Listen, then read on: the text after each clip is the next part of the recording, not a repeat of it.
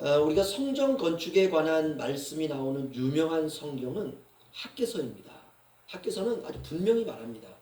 이스라엘 백성들이 포로로 끌려가 살았던 이방 나라에서 70년 만에 고국 이스라엘로 돌아와 보니까 성전은 무너지고 자기가 살던 집터는 황폐하고 절망밖에 남지 않았습니다.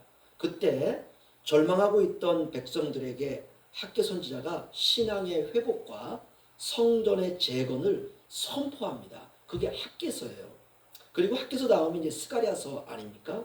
그러니까 절망의 잿더미에서 주저앉아서 헛된 삶을 살 것이 아니라 우리가 성전을 건축하자, 신앙을 회복하자, 하나님께 돌아가자, 하나님만 바라보자, 하나님께 우리의 마음이 돌아가야 된다. 이렇게 외치고 격려하고 독려하고 그들과 어깨를 함께 했던 선지자가 학개 선지자입니다. 그런데 놀랍게 학개 선지자와 동시대의 선지자가 스가랴 선지자입니다. 스가랴라고 하는 뜻은 아주 독특한 의미를 가지고 있습니다. 하나님이 기억하셨다라는 뜻을 가지고 있어요. 굉장히 의미가 있는 이름이죠. 하나님이 그의 백성들을 기억하신다라는 뜻입니다. 기억하셨다라는 말은 그들을 향한 계획을 가지고 계신다는 것입니다. 내가 너희를 기억한다. 하나님은 우리를 어떻게 기억하실까? 이렇게 기억하십니다. 너는 내 아들이라. 너는 내 것이라. 너는 내 딸이라. 너는 나의 백성이라. 나는 너를 포기하지 않는다. 나는 너를 잃어버리지 않는다. 네가 비록 어려움 가운데 절망 가운데 실패 가운데 있다 할지라도 나는 너를 절대로 놓지 아니하리라. 하나님이 그렇게 우리를 기억하신다는 거예요. 그러니까 우리가 때때로 실패하고 또는 죄악과 또는 여러 가지 많은 우리 의도치 않은 그런 우리의 길 가운데 우리가 있다 할지라도 우리가 결코 낭망할 필요가 없다는 것입니다. 왜냐? 하나님은 스가랴세요. 우리를 기억하세요. 학개 선지자의 메시지는 학개서를 보면 굉장히 단순하면서 그리고 아주 명쾌합니다. 어렵지가 않습니다. 백성이 들으면 알아들을 수 있는 메시지가 학개서입니다. 그런데 스가랴서는 메시지가 좀 어렵습니다. 이유는 환상 때문에 그렇습니다. 그래서 학자들은 신약의 예언서가 요한계시록이라면 구약의 예언서는 스가랴서다 이렇게 말합니다. 그래서 대부분 요한계시록 설교 잘 안 하고요. 왜냐하면 여러 가지 상징과 비유와 환상이 많기 때문에 스가랴서도 설교를 꺼리는 경향이 있습니다. 왜냐하면 상징과 비유와 환상으로 가득 차 있습니다. 우리가 이번 기회에 저도 그렇고 저도 좀 공부 좀 하고 그래서 함께 우리가 말씀을 읽고 묵상하고 살핌으로 말미암아 이 하나님의 스가랴를 향한 이스라엘을 향한 비전이 우리 모두에게도 임함으로 말미암아 하나님의 비전을 함께 꿈꾸는 것도 유익하리라 이렇게 믿습니다. 1절 2절 제가 읽어드리면요. 다리오 왕 제2년 8째 달에 여호와의 말씀이 이또의 손자 베레가의 아들 선지자 스가랴에게 임하니라. 이르시되 여호와가 너희의 조상들에게 심히 진노하였느니라. 아멘. 다리오 왕 제2년 8째 달. 이건 시간과 공간을 의미합니다. 역사적인 배경이죠. 우리가 지금도 세계 역사, 특별히 페르시아인데요. 페르시아의 역사책을 이렇게 보면 이 다리오 왕에 대한 기록이 나옵니다. 우리가 이순신 장군 하면 역사적으로 딱 그 분명한 그 사람 아닙니까? 마찬가지로 다리오 왕 제2년 8째 달 시간과 공간 안에 있었던 그런 왕이었다는 것입니다. 역사적인 배경이죠. 다리오는 세계의 역사 기록에 남아있는 페르시아, 지금의 전쟁 가운데 있는 이란의 왕이었습니다. 다리오 왕 제2년 BC 520년 예수님이 세상에 태어나시기 전 520년 8월 달에 하나님의 말씀이 이또의 손자 베레가의 아들 스가랴에게 임했다라고 말하고 있습니다. 하나님께서 하실 말씀이 있다는 거죠. 하나님께서 이스라엘 백성들의 뭔가 말씀하고 싶은 게 있다는 것입니다. 그럼 하나님이 무슨 말씀을 하고 싶으셨을까? 2절로 4절 말씀 제가 읽어드리겠습니다. 여호와가 너희의 조상들에게 심히 진노하였느니라. 그러므로 너는 그들에게 말하기를 만군의 여호와께서 이처럼 이르시되 너희는 내게로 돌아오라. 만군의 여호와의 말이니라. 그리하면 내가 너희에게로 돌아가리라. 만군의 여호와의 말이니라. 너희 조상들을 본받지 말라. 옛적 선지자들이 그들에게 외쳐 이르되 만군의 여호와께서 이같이 말씀하시기를 너희가 악한 길 악한 행위를 떠나서 돌아오라 하셨다 하나 그들이 듣지 아니하고 내게 귀를 기울이지 아니하였느니라 여호와의 말이니라. 아멘. 여러분 어떤 생각이 드십니까? 이스라엘 백성들이 하나님께 뭔가 심각한 죄를 저질렀다라고 하는 생각이 듭니다. 그렇다면 어떤 죄일까? 학개서와 말라기서에서 말씀하는 내용과 아주 유사한데요. 첫 번째, 정치 지도자들이 타락한 일입니다. 백성들을 잘 지도해야 되는 지도자들이 타락하고 백성들은 교만하고 우상 숭배에 집착하고 종교 지도자들은 돈의 신앙을 팔아먹은 것이에요. 그러니까 총체적으로 나라가 다 부패한 것입니다. 이러다 보니까 악한 자는 압제하고 그러니까 약한 자는 압제하고 누르고 강한 자에게는 굽신거리고 하나님은 그저 자기들의 욕망의 도구로 전락해 버린 것입니다.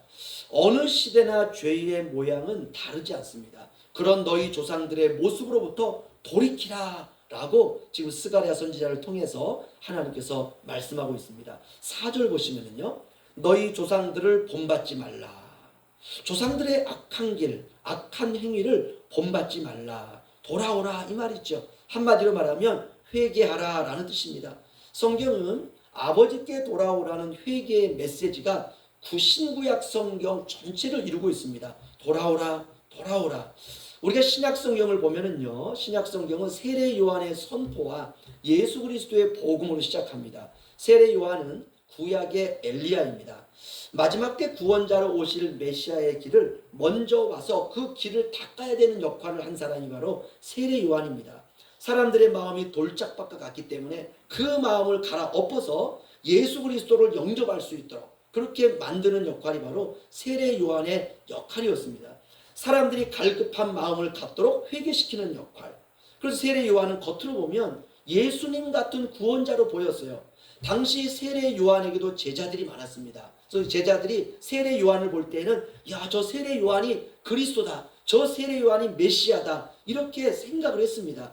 그런데 세례 요한은 자신을 드러내지 않고 자신은 그리스도가 아니라고 그렇게 제자들에게 당부합니다. 그리고 본인은 이 그리스도의 길을 예비하는 자다 이렇게 말하고 있습니다. 그러면 세례 요한의 메시지는 무엇이었을까? 마가복음 1장은 이렇게 기록하고 있습니다. 하나님의 아들 예수 그리스도의 복음의 시작이라. 선지자 이사야의 글에 보라 내가 내 사자를 내 앞에 보내노니 그가 내 길을 준비하리라. 광야에 외치는 자의 소리가 있어 이르되 너희는 주의 길을 준비하라. 그의 오실 길을 곧게 하라. 기록된 것과 같이 세례 요한이 광야에 이르러 죄사함을 받게 하는 회개의 세례를 전파하니 온 유대 지방과 예루살렘 사람이 다 나아가 자기의 죄를 자복하고 요단강에서 그에게 세례를 받더라. 아멘. 세례 요한이 전한 메시지는 단순했습니다. 죄사함을 받게 하는 회개의 세례였다는 것이요. 자신의 죄를 자복하고 여호와께 돌아오라, 회개하라. 이것이 바로 어떻게 보면 구약의 메시지와 똑같지 않습니까? 그렇다면 예수님의 메시지는 어떤 메시지였을까? 마가복음 1장에 이렇게 기록하고 있습니다. 요한이 잡힌 후 예수께서 갈릴리에 오셔서 하나님의 복음을 전파하여 이르시되 때가 찼고 하나님의 나라가 가까이 왔으니 회개하고 복음을 믿으라 하시더라. 아멘. 때가 찼고 하나님의 나라가 가까이 왔으니 회개하고 복음을 믿으라. 예수님의 메시지도 회개의 복음이었다는 것입니다. 그러니까 오늘 스가랴의 메시지도 여호와께 돌아오라, 내게 돌아오라. 구약의 메시지와 세례 요한의 메시지와 예수님의 메시지는 다 똑같습니다. 하나님께 돌아가야 된다는 것입니다. 그렇다면 무엇이 돌아가야 되는가? 마음이 돌아가야 됩니다. 마음이 돌아가지 않으면 아무것도 돌아가는 것이 아닙니다. 하나님이 사람에게 마음이라고 하는 공간을 창조했다는 것을 우리가 기억합니다. 마음이 전부입니다. 마음이 끌려야 돼요. 마음이 하나님께 가야 됩니다. 마음이 성전을 향하고 마음이 교회를 향하고 마음이 예수님을 향하고 마음이 약한 자를 향하고 마음이 교우들을 향하고 마음이 연약한 이들을 향하고 마음이 주님을 위해 살아가야 한다는 생각으로 충만해지는 것입니다. 제가 오늘 조 권사님하고 통화했더니 굉장히 좋아하시더라고요. 기뻐하시더라고요. 안 권사님이 주일날 신방 오신 거에 대해서 너무너무 감사하고 오늘 백 선생님 이렇게 가서 신방했는데 뭐 다른 뭐 얘기를 다 차치하고 그래서라도 딱 한 가지 얘기하더라고요.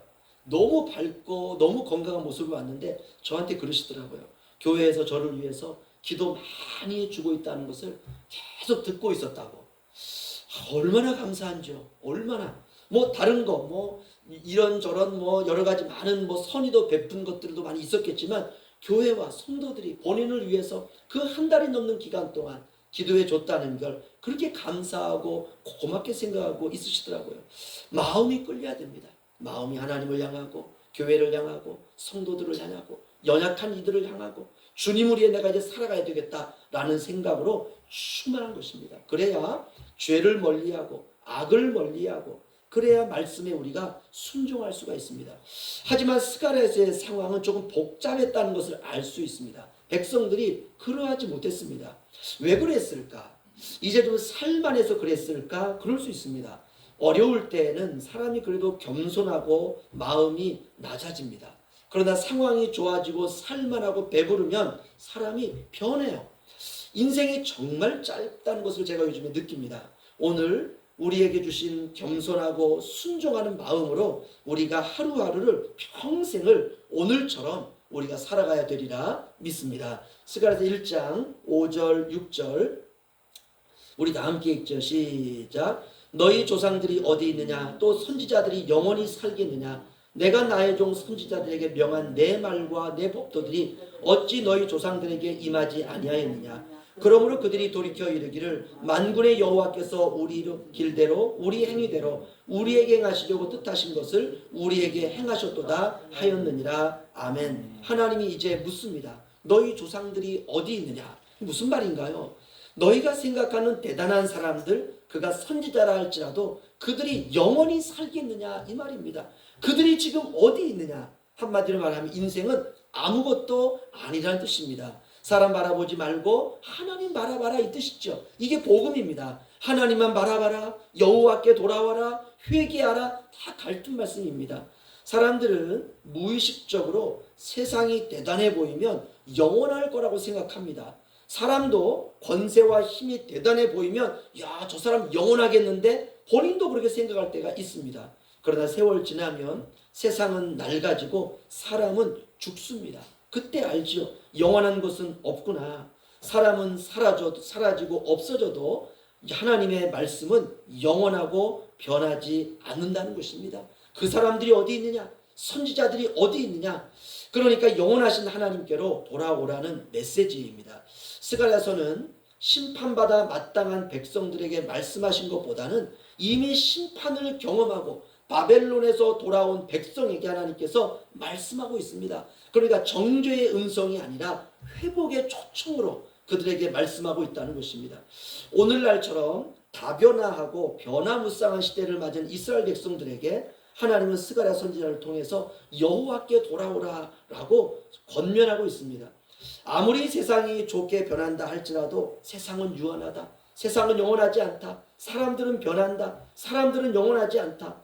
세상의 권력과 힘이 너를 도와주고 힘이 될 것 같지만 세월 지나면 그렇지 않다. 세월 지나면 무상하다. 너희 조상들이 그렇게 멸망하여 간 것을 너희가 기억해라. 지금 너희 모습을 보니까 너희 조상들이 망할 때와 똑같다. 돌아오라. 돌아오면 산다. 라고 하는 하나님의 간곡한 울부짖음입니다. 스가랴서는 회개와 함께 회복의 메시지를 담고 있습니다. 그러니까 따뜻한 하나님의 마음을 담고 있는 것입니다. 포로 생활 70년 동안 하나님이 침묵하신 것처럼 보였어요. 그러나 하나님께서 잊지 않으셨다는 것입니다. 이것이 바로 스가랴라고 하는 이름 자체가 가지고 있는 뜻입니다. 하나님이 너희를 기억하신다라는 뜻이죠. 그러므로 돌아오라고 하는 이 말씀은 심판자의 외침이 아니라 기다리시는 탕자를 기다리는 아버지의 음성과도 같은 그런 음성입니다. 그들을 기억하시는 아버지의 몸짓입니다. 하나님은 포로에서 돌아온 이스라엘 백성들에게 말씀하십니다. 내게로 돌아오라. 하나님은 완전해진 다음에 돌아오라 이렇게 말씀하지 않습니다. 먼저 돌아오라는 것이에요. 무너진 채 돌아오라. 상처 입은 채로 와라. 실패한 채 와라. 내가 너를 기억하고 있기 때문이다. 이 말씀이죠. 동일하신 하나님께서 오늘 예수 그리스도 안에서 오늘의 저와 여러분을 기억하시고 주님 안에서 약속하신 언약을 이제 저와 여러분 가정과 삶 속에 이루어 가실 것입니다. 그 예수님께로 우리도 날마다 돌아가는 저와 여러분 되시기를 주의 이름으로 축원합니다. 기도하겠습니다.